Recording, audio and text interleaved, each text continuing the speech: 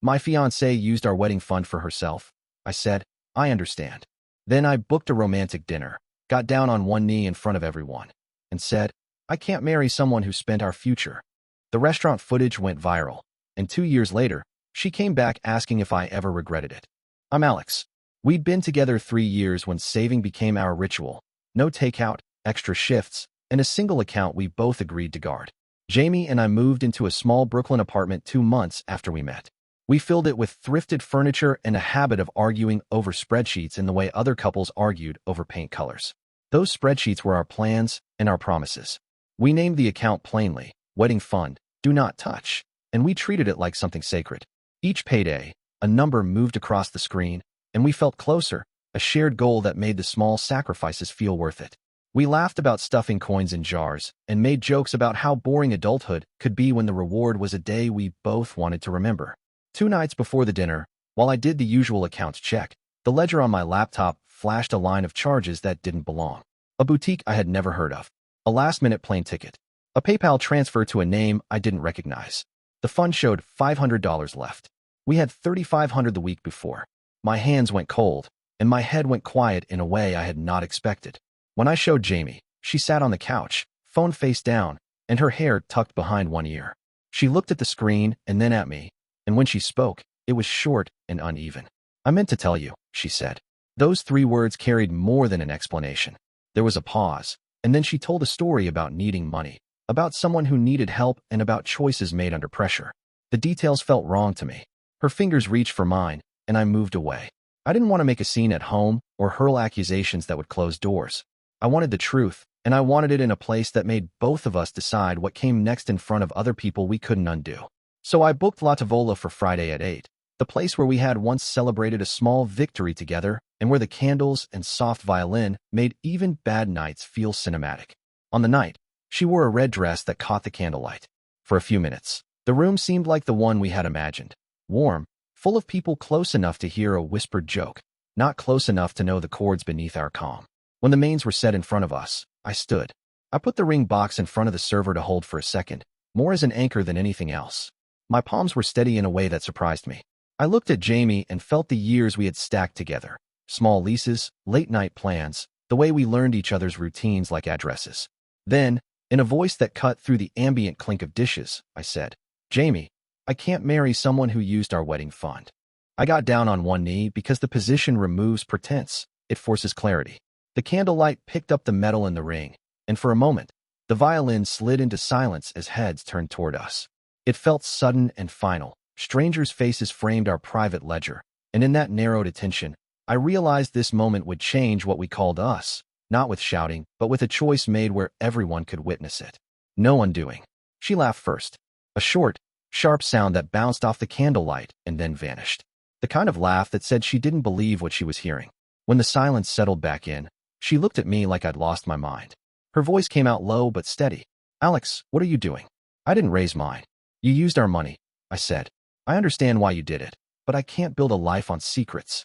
The words were calm, maybe too calm. I'd rehearsed 1,000 versions of that sentence, and somehow none felt right when spoken aloud. For a second, her eyes flicked toward the tables around us. People were already staring.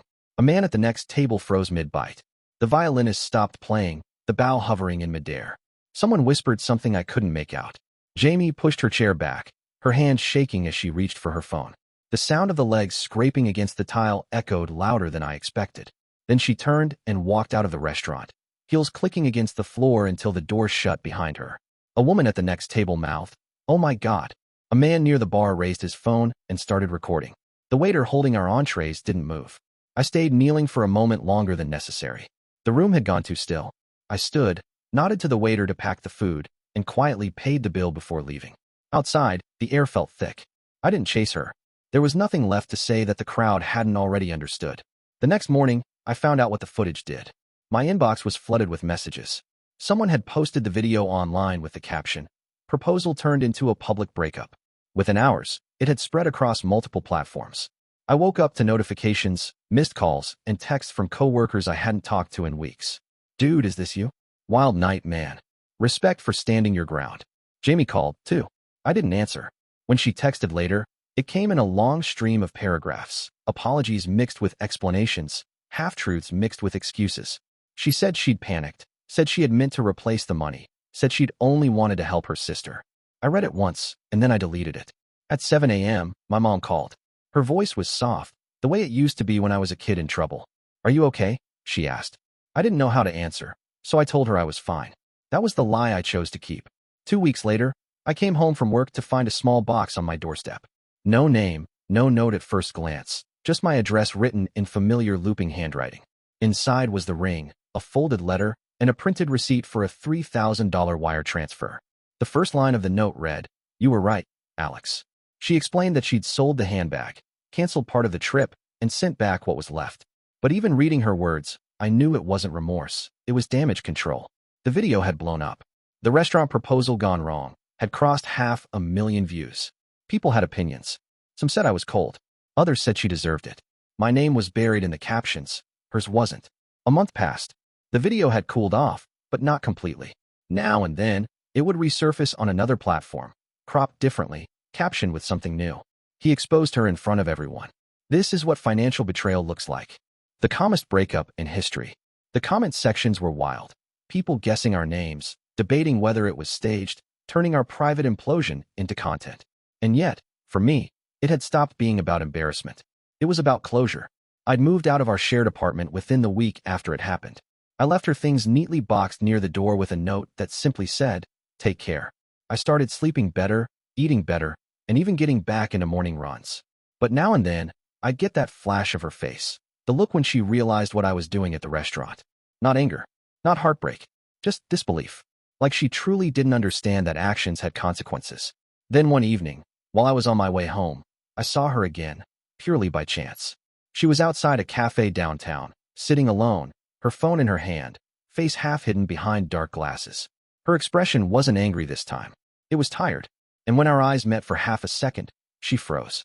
I gave her a polite nod, not cold, not warm, just a silent acknowledgement of what had been.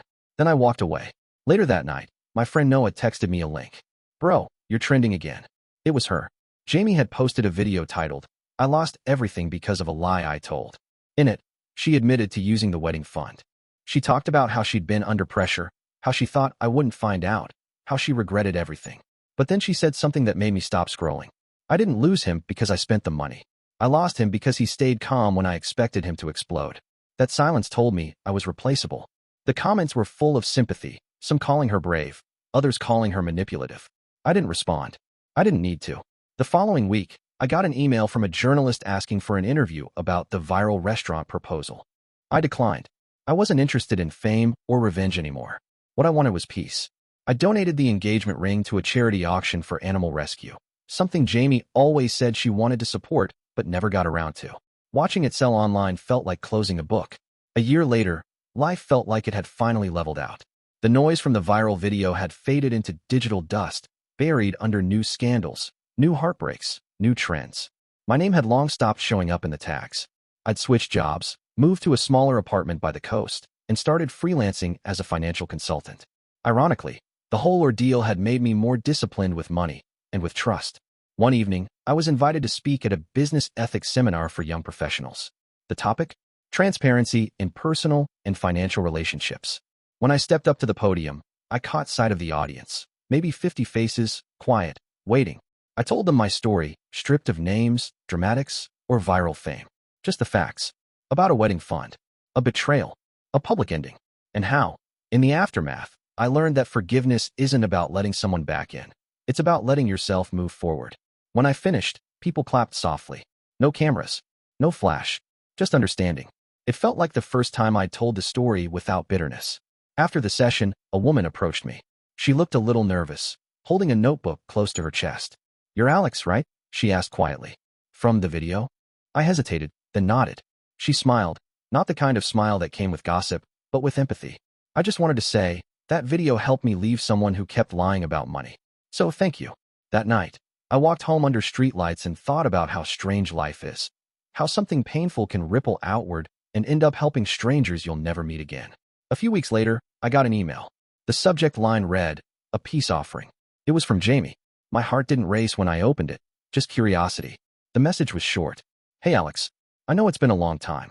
I just wanted you to know that I'm doing okay now. I've been working on my podcast, and it's helping people. I also saw that you spoke at a seminar. That's amazing. I wanted to apologize one last time, not because I expect anything, but because you didn't deserve what I did. Thank you for how you handled it. I hope you're happy. For a long time, I stared at the blinking cursor before typing back. I'm glad you're doing better, Jamie. I hope you keep helping people. Take care. No drama. No closure speech. Just two people, once tangled in love and mistakes, now untangled and at peace. That night, I took a walk by the beach. The sky was clear, the water calm, and for the first time in a long while, I felt something simple, gratitude. Not for what happened, but for what it taught me. That silence can heal what anger never could. 2 years later, the story that had once shattered my life became just another chapter, one I could look back on without flinching. I'd built a small consulting business by then, working with couples and startups on financial trust and planning. The irony wasn't lost on me. The man who'd once lost everything to financial betrayal was now teaching others how to avoid it. But maybe that was the point. Pain, repurposed, can turn into purpose. The video still existed online, of course. Somewhere out there, strangers were still watching me kneel in a restaurant, holding a ring, saying goodbye in front of dozens of stunned onlookers. Now and then, a new comment would pop up. This guy handled it like a boss. Still can't believe how calm he was. He deserves a medal for composure. It used to sting. Now it just reminded me how far I'd come. Then one afternoon, while reviewing a client's business proposal at a cafe, I heard a familiar voice behind me, softer now, but unmistakable. Alex. I turned. Jamie stood there, a little older, her hair shorter, eyes gentler. She looked nervous, clutching a reusable coffee cup like a shield. Hey, she said, smiling awkwardly. Didn't think I'd run into you here. I smiled back. Hey, Jamie. It's been a while. We talked for a few minutes. She told me her podcast had grown, thousands of listeners, sponsorships, even a few media features. She said she was engaged again, this time to someone she'd met during a financial literacy workshop. We do joint budgeting every Sunday, she said with a laugh. Learned that the hard way. I congratulated her sincerely. She looked relieved, like she'd been holding her breath waiting for my reaction. Before leaving, she hesitated and asked, Do you ever regret how it ended? I thought about it. The sleepless nights, the humiliation, the noise, the viral chaos, and the calm that came after. Then I shook my head. No, I said quietly. If it hadn't ended that way, I might never have learned who I really was. She smiled, not with sadness, but with understanding. I guess we both needed the fall to find our footing. We said goodbye, and this time, it truly felt like the end, not of something broken, but of something finished. As I walked home that evening, the sun dipped low, painting the sky gold. My phone buzzed with a new email from a client, subject line, Financial Honesty Workshop Proposal. I paused, looked out at the fading light, and smiled. Life had a strange symmetry. The story that once began with betrayal had quietly transformed into one about rebuilding. Not revenge, not regret, just growth.